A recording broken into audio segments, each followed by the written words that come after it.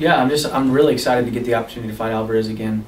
The first fight was huge. It was tons of people gave feedback that it was one of the greatest fights that I've ever seen. There was a lot of back and forth.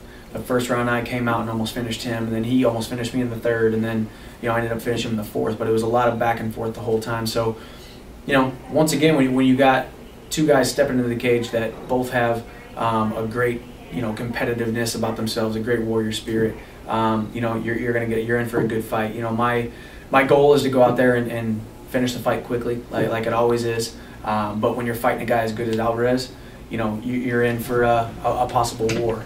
So it's exciting to be able to get the opportunity to do it again. I know the fans want to see it. It's gonna be great for Bellator, and we're almost a week away, and I'm feeling prepared, feeling ready, and just ready to go out there and support Toyota Escondido as always, and to go out there and lay it all on the line. The preparation's not much different either from the first fight to this fight. It's always just getting better as a mixed martial arts. Life is all about improving. It doesn't matter what you're doing, whether you're an athlete, whether you're a businessman, whether you're a teacher, an entrepreneur. It's all about breaking barriers and constant, never-ending improvement. And for me, that's my goal every single day I wake up. I go to the gym with a purpose to get better, whether it be better with my striking, better with my grappling, better with my conditioning, better with my overall mental state. And I'm 2 years more mature than I was that fight. I'm 2 years more of a seasoned veteran than I was that last fight.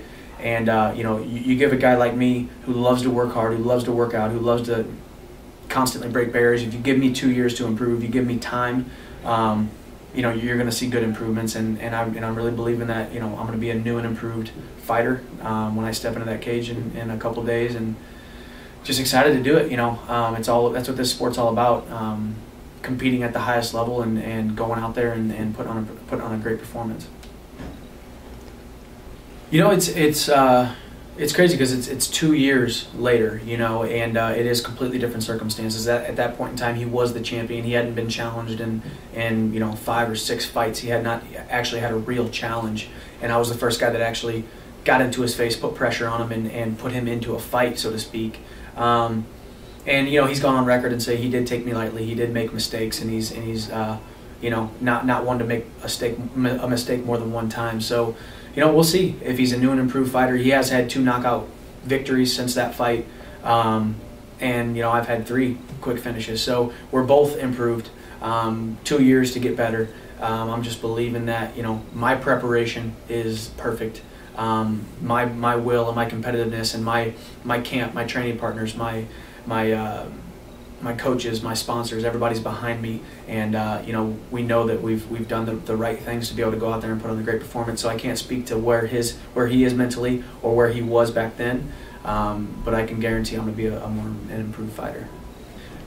For me, it's just stepping into the cage and fighting another guy. Whether I'm the first fight on the card, whether I'm the main event, whether it's pay-per-view or whether it's in a shoebox in Alaska, it's just a fight. And I pride myself on hard work and preparation and dedication and discipline, and I've put so much into this fight that I know that when I step into that cage that night, I've put myself in the best possible situation to come out the victor. So when you have that kind of confidence, when you have that kind of drive, and you've done everything, that there's no stone left unturned, that I've done everything that I can possibly do, there shouldn't be any pressure really, because at the end of the day, it is a crazy sport. There's 1,000 ways to win, and there's 1,000 ways to lose, and you don't like talking about it. Nobody does, but everybody's going to lose eventually.